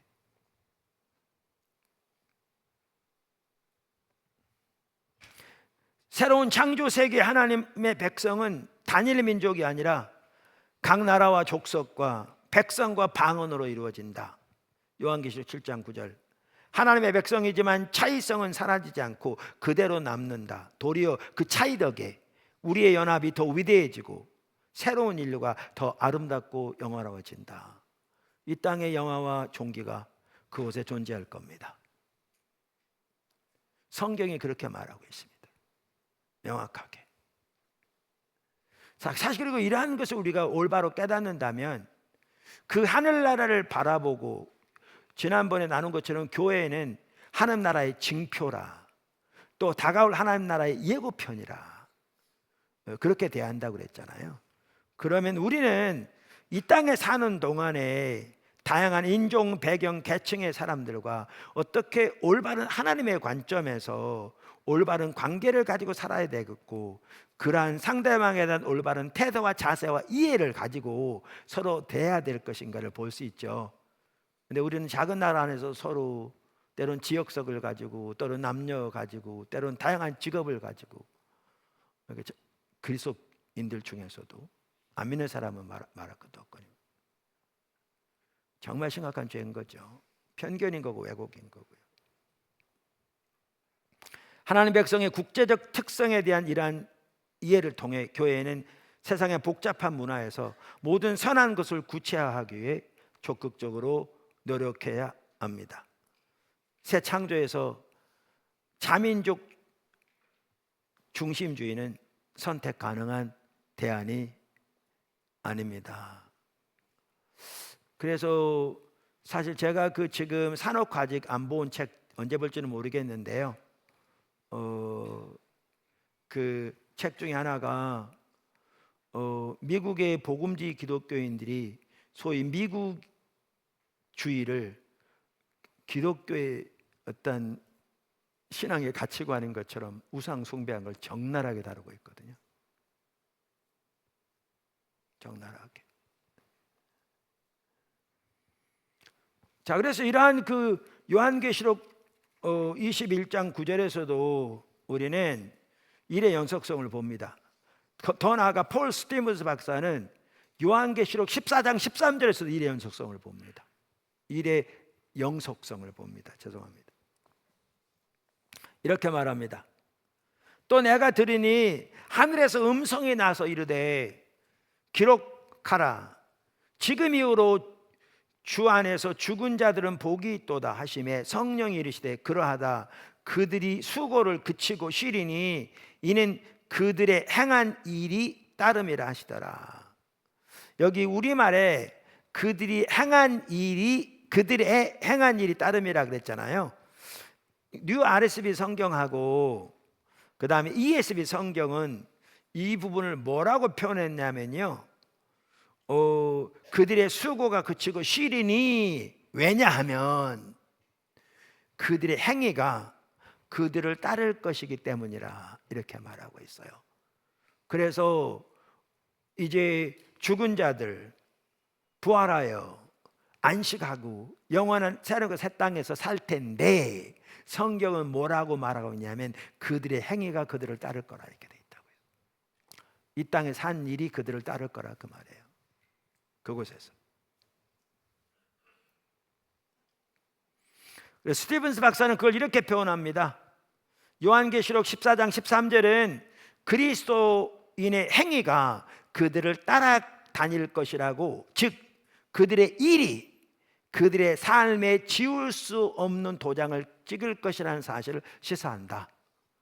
그들의 일이 그들 뒤에 졸졸 따라다닐 것을, 그걸 표현하기를 그들의 삶에 지울 수 없는 도장을 찍을 것을 라는 것을 의미한다. 이와 같이 요한계시록의 구절들을 보아도 우리는 일의 연속성을 볼 수 있어요. 일의 연속성을. 그런데 일의 연속성과 관련해서 어떻게 보면 가장 강력한 성경 구절 중에 하나가 부활장에 있어요. 아까 고린도전서 3장에 너무나 잘 나와 있기도 하지만요, 동일한 고린도전서인 15장 부활장에 있어요. 우리가 부활장이라고 그러잖아요, 15장을. 그러니까 성도들의 부활에 대해서 다루고 있는 곳이거든요. 근데 그 마지막에 뭐라고 하는지 아세요? 성도들의 부활에 쭉 말합니다. 마지막에 이렇게 말합니다. 58절. 예수님이 다시 오실 때 있을 성도들의 부활에서 말하고 난 다음에 이렇게 권면합니다. 그러므로 내 사랑하는 형제들아, 견실하며 흔들리지 말고 항상 주의 일에 더욱 힘쓰는 자들이 되라. 이는 너희의 수고가 주 안에서 헛되지 않은 줄 알미라. 잘 아는 구절입니다. 잘 아는데 우리가 그동안은 성경에 말하는 바를 전혀 충분히 이해하지 못하고 우리가 너무나 이걸 영적으로만 해석한 경향이 있었죠. 자, 그럼 하나씩 보시면, 먼저 너희의 수고가 주 안에 헛되지 않은 줄 알미라. 그러니까 이걸 우리는 어떻게 그동안 이해해왔냐면, 교회에서 열심히 봉사하면 예배 안 빠지고 헌금도 열심히 하고 또 교회에서 열심히 봉사하면 그날에 상급을 많이 받을 거라, 이런 식으로 이해했죠. 근데 여기에서 이 말이 무엇을 의미하는지를 잘 이해하려면요, 원문이 의미하는 바를 좀 살펴볼 필요가 있어요. 원문이 의미하는 바를. 자, 그러면 우리말에 너희 수고가 헛되지 않은 줄 알미라, 이걸 먼저 살펴보면요, 제가 가끔 말씀드리는데 그 미국에 보면 유나이티드 바이블 소사이티라고 있어요. 그러니까 성소공회 중에 하나죠. 아메리칸 바이블 소사이티도 있더라고요. 그러니까 성소공회 중에 하나인데, 거기에서 보면 성경 번역하는 사람들을 위해서 핸드북 시리즈를 이렇게 포도주 색깔로 된 페이지 커버가 냈어요. 그러니까 요 구절은 이런 부분을 말하고 있습니다. 성경 번역할 때 이런 걸 주의합니다. 그런 의도로 쓰여진 거예요. 그러면서 그 책에 보면 여기 너희 수고가 헛되지 않은 줄 알림이라, 이 구절에 대해서 이렇게 말하고 있어요. 학자들이 주 안에서 너희의 수고가 헛되지 않는다는 구절은 너희가 기독교인으로서 일할 때 너희의 일이 헛되지 않을 것이라는 의미다. 이 말의 의미가 뭐냐면, 너희가 기독교인으로서 일할 때 너희의 일이 헛되지 않을 것이라는 의미다. 이 말의 뜻이. 혹은 심지어 주님, 즉 그리스도께서 너희의 일이 쓸모없는 것이 되지 않도록 확실히 하실 것이다 라는 의미라는 겁니다. 그래서 주 안에서라는 단어가 맨 마지막에 위치함으로 그걸 강조하고 있다는 거죠. 주님이 그 일이 결단 거치지 않도록 분명하게 하실 것이다, 그런 뜻이라는 거예요. 뭐가? 너희가 그리스도를 하는 일이, 그 뜻이라는 겁니다. 그러니까 이 말은 우리가 이 땅에서 주님 안에서 성령의 인도를 따라 하는 모든 일들은 결단 헛되지 않을 거라는 겁니다. 다시 말하면 주님이 그것이 헛되지 않도록 확실하게 하실 거라, 그 말입니다. 그래서 그 말은 다른 말로 하면 부활 때 남아있을 거라, 그 말이죠. 지금 부활에 대해서 말씀하는 거잖아요. 헛되지 않을 거라, 결코 헛되지 않을 거라. 근데 문제는 이거죠. 또 하나는 뭐냐 하면, 여기 그러므로 내 사랑하는 형제들아 견실하여 흔들지 말고 주의 일에 도구 힘쓰는 자들이 되라 그랬잖아요. 그럼 이 주의 일이 뭘 의미하는 거냐는 거죠. 이 주의 일이, 그동안 우리가 주의 일을 어떻게 이해했냐 하면, 교회 일이나 교회와 직접적으로 관련된 일, 복음을 전하는 일이나 그것과 직접적으로 관련된 일만 의미한다고 생각했죠. 근데 이게 그러니까 여러 번 말씀드린 대로 이번에 앞으로 나옵니다만은 성속의 분리의 이분법인 거죠. 교회와 관련된 일은 선한 일, 성스러운 일, 거룩한 일, 세상 일은 소위 말하면 속된 일. 이게 전혀 성경적인 가르침이 아니라고 말씀드렸죠. 그런데 여기에 주의 일은 당연히 그걸 포함하겠죠. 근데 고린도전서에서, 그리고 사도 바울의 서신서에서, 더 나아가 성경에서 말하는 주의 일이 뭔가를 보아야 이 말을 이해하죠. 그러면 우리가 어제도 이 구절 살펴봤는데, 그 중에 대표적인 구절 중에 하나가 골로새 3장 22절 25절 우리가 봤잖아요. 다시 한번 보죠. 거기 보면 주의 일이 뭔지 나오죠. 종들아, 모든 일에 육신의 장전들에게 순종하되 사람을 기쁘게 하는 자와 같이 눈가림만 하지 말고 오직 주를 두려워하여 성실한 마음으로 하라. 무슨 일을 하든지 마음을 다하여 주께 하듯 하고 사람에게 하듯 하지 말라. 이는 기업의 상을 주께 받을 줄 아나니 너희는 주 그리스도를 섬기느니라. 불의를 행하는 자는 불의의 보응을 받으리니 주는 사람을 외모로 취하심이 없느니라.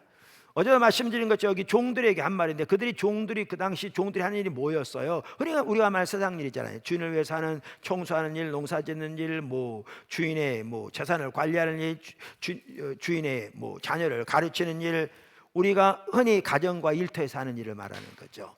그러면서 성경은 말해요. 그게 주께 하듯 하라고 말할 뿐만 아니라 그게 주님을 위한 일이라고 말하죠. 그리고 그것으로 심판을 받을 거라. 그러면 고린도 15장의 말은 주의 일을 올바로 이해할 수 있죠. 그럼 부활에 대해서 말하고 난 다음에 너희가 주의 일에 더 힘쓰는 자들이 되라고 말하면, 이 주의 일은 이런 관점에서 이해합니다. 말하면서 주님이 그것이 헛되지 않도록 분명하게 하실 것이다. 그렇기 때문에 아까 그 미국 유나이티드 바이블 소사이티 성서 공회에서도 그 구절은 그렇게 해석해야 한다고 말하는 거잖아요. 그렇게 너희가 기독교인으로서 일할 때 너희의 일이 헛되지 않을 거다. 이걸 보면 우리가 주님 안에서 성령의 인도를 따라 하는 모든 일들이 우리 주님 다시 오셔서 새하늘과 새 땅이 이루어질 때 결단코 헛되지 않고 주님이 그 헛되지 않도록 분명하게 하실 것을 말하고 있고, 우리가 아까 말씀드린 이러한 종합적으로 성경에 말하는 다양한 구절들을 볼 때 분명히 그것이 새하늘과 새 땅에 남아있을 것을 명확하게 말하고 있습니다. 여기에 일의 영속성이 있습니다.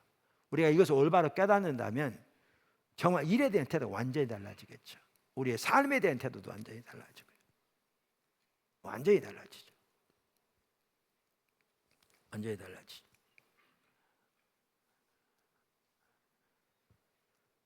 일의 영속성을 보여주는 구절이 또 있어요. 그게 고린도서 6장입니다. 고린도서 6장. 음식은 배를 위하여 있고 배는 음식을 위하여 있으나 하나님은 이것저것을 대표하시리라. 몸은 음란을 위하여 있지 않고 오직 주를 위하여 있으며 주는 몸을 위하여 계시느니라. 하나님이 주를 다시 살리셨고 또한 그의 권능으로 우리를 다시 살리시리라. 너의 몸이 그리스도의 지체인 줄을 알지 못하느냐. 내가 그리스도의 지체를 가지고 창녀의 지체를 만들겠느냐. 결코 그럴 수 없느니라. 여기 거룩함에 대해서 말하는 구절이잖아요. 음란에서 돌이키라고 말하는 구절인데 그 중요성을 말하면서 몸의 부활을 그 근거로 삼고 있습니다.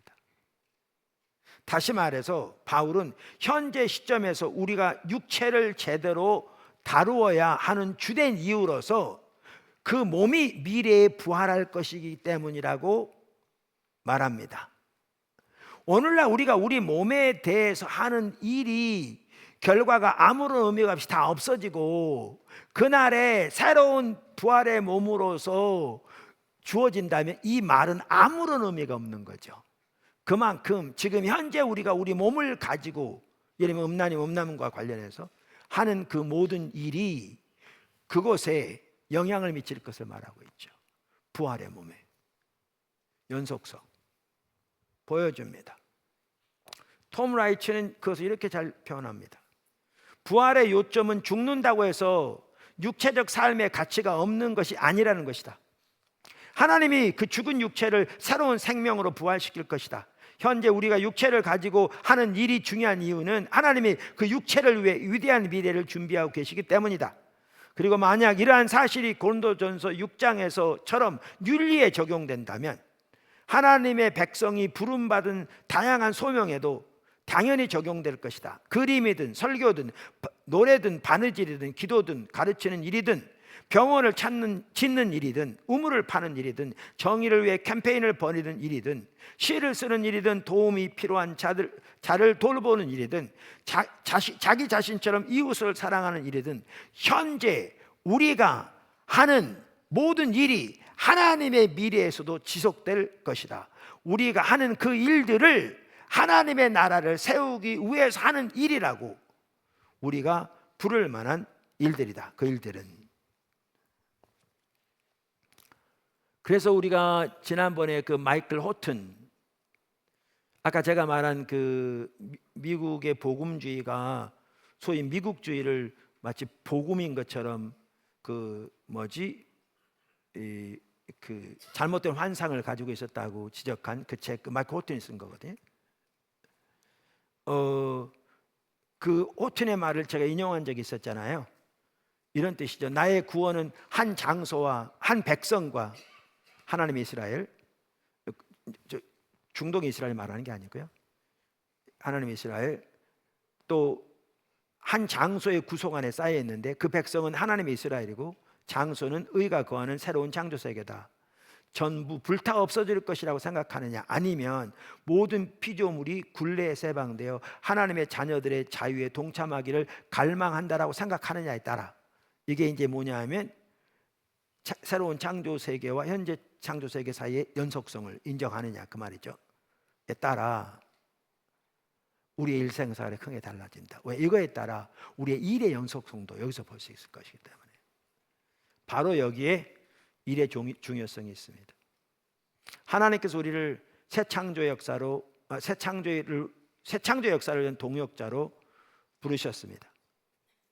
요한복음 20장에서 말한 것처럼 하나님께서 예수님을 보내신 것 똑같이 예수님께서 우리를 보내셨습니다. 우리는 예수님의 부활로 시작된 이 새 창조의 역사를 위한 하나님의 동역자들입니다. 그리고 하나님은 그 일을 위해 성령을 우리에게 보내셨습니다. 그러니까 이 말은 우리의 힘과 노력으로 하나님 나라를 즉 새 창조 역사를 일구어 간다는 말이 아닙니다. 그것은 하나님의 일입니다. 그리고 예수님께서 다시 오실 때 하나님께서 하나님의 능력으로 새 창조를 완성하실 것입니다. 그럼에도 불구하고 여기에는 우리가 할 일이 있습니다. 우리의 소명이 있습니다. 레슬리 뉴비기는 새 창조의 역사는 근본적으로 하나님의 일이라는 사실을 언급하고 난 다음 우리가 해야 할 일을 이렇게 잘 표현했습니다. 동시에 우리가 그 세속적인 일을 그리스도의 이름으로 그리고 성령의 능력으로 하나님 아버지께 바칠 때 그것이 불로 정화되어 안전하게 보존되고 결국에는 거룩한 도시에서 한 자리를 차지하게 될 것을 알면서 그렇게 하는 것이다. 정확하게 지금 여태까지 살펴본 대로 같은 이해를 가지고 있습니다. 팀 켈러 일과 영성 아주 뛰어난 책이거든요. 그 프롤로그에 보면 톨킨이 반지의 제왕을 집필하면서 그분이 그 책을 집필하기 위해서 수십 년 동안 자료를 모았더라고요. 그 많은 그 잃어버린 전설들도 발굴하고 심지어 여러분 뭐 반지의 제왕 보셨지만 그 뭐죠? 이 책을 쓰기 위해서 몇 개의 언어를 만든 거잖아요. 그 중간계 언어들을. 그러면서 이렇게 써나가면서 전체적인 그림은 전혀 보이는데 진도가 전혀 안 나갈 때, 앞이 콱 막힌 것 같을 때, 그때 그가 그 어느 그 출판사에 생각난 짧은 글을 이렇게 써가지고 그 보냈어요. 그게 네 글의 이파리란 건데요. 많은 사람들에게 영감을 준 짧은 소설이에요. 근데 거기에 일의 영속적 가치에 대해서 잘 말하고 있는데 제가 여기서 설명할 시간이 없어요. 그게 정말 이렇게 감동적이에요. 그 책 서문을 보시면 잘 돼 있어요. 그걸 말하고 난 다음에 그 팀 켈러 목사님이 이렇게 말합니다. 다른 무언가를 성취하기를 꿈꾸지만 한편으로는 그걸 온전히 이룰 힘이 없음을 깨닫는다. 다들 무언가를 성취하기를 꿈꾸지만 누구나 잊혀져 가기보다 성공해서 영향력 있는 삶을 살기 원한다. 하지만 그럴 수 있느냐 없느냐를 가름하는 건 인간의 몫이 아니다. 땅 위의 삶이 전부라면 아무리 발버둥 쳐도 언젠가 태양이 소멸될 때 남김없이 타버릴 테고 그동안의 기억도 깡그리 사라지고 말 것이다. 모두가 잊혀질 수밖에 없다. 세상에 얼마나 큰 영향을 주었든 얼마나 땀 흘려가며 애썼든 그야말로 제로가 돼버린다. 하나님이 계시지 않는다면 당연한 귀결이다. 그러나 성경에 하나님이 존재하신다면 현재의 삶 밑바닥에 또는 그 너머에 참다운 실제가 있는 게 분명하다. 이 세상에서 끝나는 게 아니므로 주님의 부르심에 답하기 위해 애쓰는 선한 수고는 지극히 단순하고 사소한 것일지라도 하나하나가 영원 무궁한 가치를 갖는다. 그게 바로 기독교 신앙이 주는 약속이다. 바울은 고린도 교회에 보내는 첫 번째 편지 고린도전서 15장 58절에서 이렇게 썼다. 너희 수고가 주 안에서 헛되지 않은 줄 알미라. 사도는 선교 사역을 말하고 있지만 톨킨의 소설은 그 가르침이 모든 일에 적용될 수 있음을 보여준다. 톨킨은 그리스도의 진리를 가지고 세상의 관점으로 보기에는 하찮은 일을 이뤄낼 준비를 했다. 그러니까 아까 그 이파리 하나처럼. 그런데 사실은 가로 열고 나오지만 아이러니하게도 그의 작품은 역사상 가장 많이 팔린 작품다운 작품으로 평가받는다. 반지의 제왕. 참고로 톨킨은 미술 더 나아가 모든 일에 대해 기독교적 통찰을 가진 인물이었답니다. 그는 하나님이 각자에게 주신 달란트와 은사를 각자에게 달란트 은사를 주셔서 인류에게 의도하셨던 일들을 사람들이 서로 도와 해내게 하셨다고 믿었습니다. 예를 들어 자신은 작가로서 실제의 본질을 전하는 이야기를 전달함으로써 사람들의 삶의 의미를 채워주는 일을 하려고 했습니다. 일의 연속성. 끝으로 한 가지만 살펴볼 텐데요. 새하늘과 새 땅에 일이 있을 겁니다. 새하늘과 새 땅에 일이 있을 겁니다. 어쩌면 당연한 말입니다. 하나님은 일하시는 하나님이고 하나님 인간을 처음 만드실 때 타락이 오기 전에 훨씬 전에 인간을 일하도록 창조하셨기 때문입니다. 사실 성경에 보면요, 문화 명령 우리가 살펴본 새하늘과 새 땅에도 지속될 것을 보여주는 매우 중요한 구절이 있습니다. 그게 요한계시록 5장 9절에 10절입니다. 한번 보시죠. 그들이 새 노래를 불러 이르되 두루마리를 가지시고 그 인봉을 떼기에 합당하시도다. 일찍이 죽임을 당하사 각 족속과 방언과 백성과 나라 가운데서 사람들을 피로 사서 하나님께 드리시고 그들로 우리 하나님 앞에서 나라와 제사장들을 삼으셨으니 그들이 땅에서 왕노릇하리로다. 자, 여기 보시면 아주 중요한 게 있어요. 나라와 제사장. 어디서 들어본 것 같지 않으세요? 하나님께서 이스라엘을 부르실 때 그들의 정체성에 대해서 말하면서 출애굽기 19장에서 그들을 거룩한 나라, 그러니까 뭐죠? 거룩한 백성, 제사장 나라로 삼으셨다고 그랬잖아요. 하나님의 소유. 신약에서 베드로전서 2장에서 신약의 교회를 두고 말하면서 정확하게 똑같은 용어를 사용하셨잖아요. 그런데 여기에 보면 이제 새하늘과 새 땅에서 거기에 보면 구원을 받아 각 족속과 방언과 백성 그거에 있어서 이제 하나님께 드려진 그 백성이 새하늘과 새 땅의 백성이 나오는데 그곳에서 그들을 뭐라고 삼으셨다고요? 하나님의 나라 제사장으로 삼으셨다고요. 근데 보세요. 이제는 구원이 완성되었어요. 구원이 완성되었어요. 그러니까 이스라엘을 배우할 때는 하나님께서 모든 창조 세계 가운데 하나님의 구속을 이루시기 위해 그 동역자로 그들을 부르시고 신약의 교회를 그렇게 부르셨는데 새하늘과 새 땅은 그게 완성된 상태잖아요. 그러면서 그들을 나라와 제사장을 부르셨잖아요. 근데 뭐를 위해서요? 그 다음에 나옵니다. 그들이 땅에서 왕노릇 하리도다. 여러분 이게 뭐하고 연결돼요? 정확하게 창세기 1장 28절에 나오는 문화명령과 연결되는 거죠. 모든 창조 세계를 다스리라. 문화명령과 관련돼요.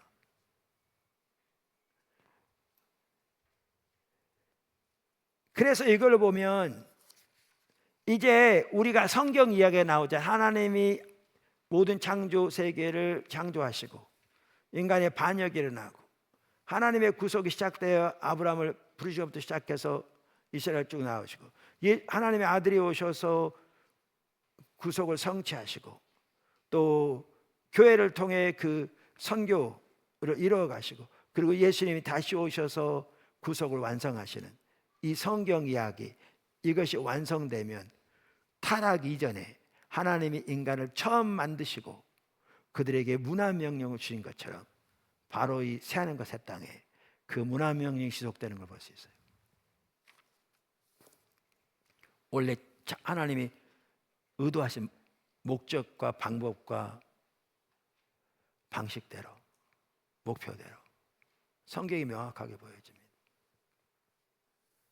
그래서 리처드 미들턴은 이 구절에서 하나님의 왕 같은 제사장이 된다는 것이 의미하는 바가 땅을 다스리는 것으로 바뀌는 즉 구속을 성취하는 것에 물론 그것이 포함되었는데 그랬는데 여기에 왕노릇 즉 땅을 다스리는 창세기 1장 28절에 주셨던 그 문화명령하는 모습으로 바뀌는 그것을 주목하라고 말하면서 이렇게 말합니다. 제가 읽어보겠습니다. 핵심은 일단 이스라엘의 파송이라는 부차적 줄거리가 성공을 거두고 열방이 구원의 복을 받으면 구속받은 인류는 다시 한번 하나님께 받은 능력과 힘을 그분의 의도하신 대로 땅을 다스리는 데 활용하리라는 것이다. 이는 인간의 문화적 사명의 갱신이지만 이번에는 죄 없이 이루어지는 갱신이다. 성경 이야기의 처음 내러티브 순서는 마침내 성취될 것이다.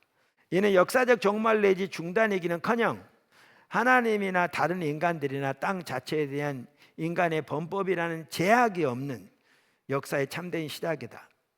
많은 이들이 영원한 상태라고 부른 성경 이야기의 절정은 근본적으로 현세적이다. 그러니까 이거예요. 하나님께서 모든 창조를 창조했잖아요. 그리고 하나님 형상 인간을 창조했잖아요. 하나님과 영원한 친밀한 교제를 위해서 가족으로, 그리고 하나님의 모든 창조 세계를 다스리고 그것의 문화를 개발하고 문명을 개발하도록 하나님의 영광을 위해 살펴봤잖아요. 그런데 여기에 죄가 들어오잖아요. 인간 타락으로 인해서. 그래서 죄의 영향이 온 세상에 미치잖아요. 그럼 하나님께서 그들을 멸하실 것인지 구원할 것인지 선택하셔야 되는데 하나님 구속하시기로 택하시잖아요. 그래서 구속을 위해서 아브라함 부르시고 이스라엘 부르시고 참이라 예수님의 구속을 성취하 십자가 부활을 통해, 그리고 이제 예수님 안에서 유대인과 이방인 앞에 한 새 백성을 만드시잖아요. 이 새 창조의 역사를 동역자로 실현해갈, 그리고 예수님이 다시 오셔서 그 구속을 완성하시잖아요. 그러니까 아까 부차적인 말하는 것은 이렇게 인류가 타락함으로 구속을 성취하시 여기 끝나는 거죠. 그럼 처음으로 돌아가서 하나님께서 모든 창조를 창조하시고 인간을 하나님의 형상으로 창조하시고 하나님의 선한 목적대로 문화를 개발하고 하나님의 친밀한 교제 가운데서 문화를 개발하고 이 땅을 다스리도록, 다스림의 참다운 의미를 담아서 부르셨는데 이제 그 명령이 지속될 걸 보여주는 거죠. 성경은 명확하게 지금 그 얘기입니다. 그 얘기입니다. 무슨 말 이해하시겠죠? 그래서 이게 그러니까 인간의 범법이라는 제약이 없는 역사의 참된 시작. 그래서 많은 이들이 영원한 상태라 부른 성경 이야기 설정은 근본적으로 현재적이란 말은 영원한 상태, 새하늘과 새 땅, 그저 영적인 세계를 말하는 게 아니라 이렇게 새하늘과 새 땅, 이 모든 창조 세계가 근본적으로 예수님의 부활적 영광으로 덧입혀진 불로 정화된 그 땅에서의 삶, 그런 의미에서 현재적이라는 거죠. 하나님 원래 목적을 실현하실 때 우리는 창조 세계로부터의 탈출이 아니라 새로운, 즉 새로워진 창조 세계를 발견한다. 그래서 그것에 대해서 문화명령이 있어요. 일이 있어요. 낸시 피어시도 이렇게 말합니다. 사도신경에서 우리는 예수의 몸의 부활과 우리 자신의 부활을 고백한다. 그분의 부활은 우리도 장차 부활할 것을 보증하는 것이다. 하나님의 선한 창조의 일부인 물질 세계는 최후의 구속에 참여하게 될 것이다. 영원의 세계에서도 우리는 계속해서 문화 명령을 이룰 것인데 다만 죄가 없는 가운데 그러할 것이다. 즉 하나님의 새 창조의 원재료로 아름답고 유익한 것들을 창조하게 될 것이다. 이것이 의미하는 바는 정당한 직업은 각각 새하늘과 새 땅에 그 카운터파트가 있으므로 이 땅에서 우리의 일이 영원한 중요성을 갖게 된다는 것이다.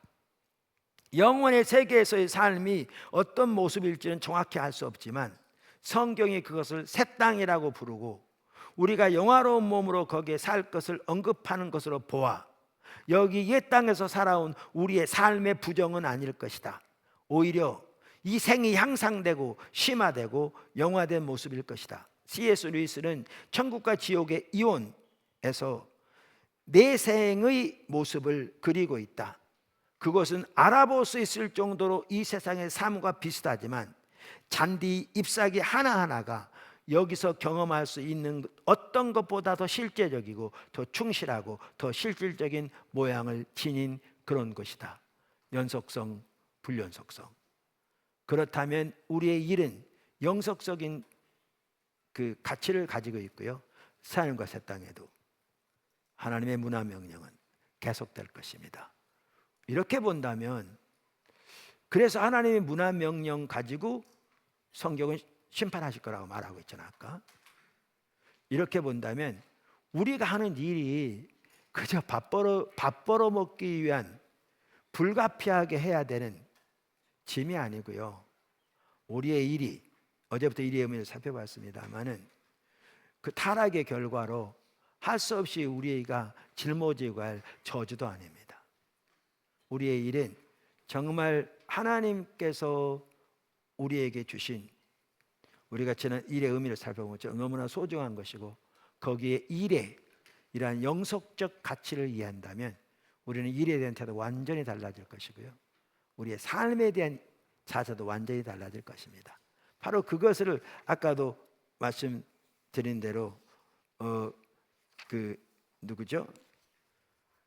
마이클 호튼만 하더라도 그렇게 말하잖아요. 전부 불타 없을 것이냐라고 생각하느냐, 아니면 모든 피조물이 굴레 세방되어 하나님의 자녀들의 자유에 동참하여 갈망한다고 생각하느냐에 따라 일상생활이 달라진다. 이번 우리가 이렇게 일의 소명을 살펴보면서 우리의 선교적 교회 또 선교적 삶의 포괄적인 성격들을 배워가고 있는데, 우리가 그동안 너무나 한쪽으로만 치우쳐서 이해했던 걸 더 보게 되고, 이렇게 전반적인 이해를 가지고 정말 우리가 하나님의 나라 확장과 그 뜻이 이루어지도록 성경에 말하는 주의 일에 힘쓰는 그런 삶을 살 때 정말 하나님의 놀라운 은혜를 경험하게 되고 또 하나님께 귀하게 쓰임받는 삶이 될 줄로 믿습니다. 그래서 어제 사실 참석하지 못했던 한 분 오늘 제 사무실 찾아와서 얘기 나누는 중에도 어제 나눴던 얘기를 그 부분을 들어보라고 그랬거든요. 그러면 우리가 비즈니스를 하더라도, 그분도 비즈니스 하는 분인데, 그 다음에 일을 하더라도 어떠한 일이 무엇인가, 이를 통해서 우리가 하나님 의도하신 바가 뭔가, 또 어떤 자세로 어떤 목표를 할 것인가, 그걸 너무나 선명하게 볼 수 있을 거거든요.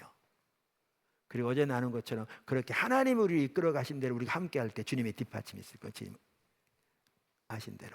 그런데 거기에 덧붙여서 우리는 이 일이 영속적 영원한 가치를 가지고 있다는 걸 인식하게 된다면, 그리고 이 일이 그곳에도 존재하게 된다는 그것을 인식하게 된다면, 이거 완전히 다른 차원이 되겠죠. 완전히 되겠죠. 그래서 그렇게 주님을 잘 따라갔으면 좋겠습니다. 기도하겠습니다.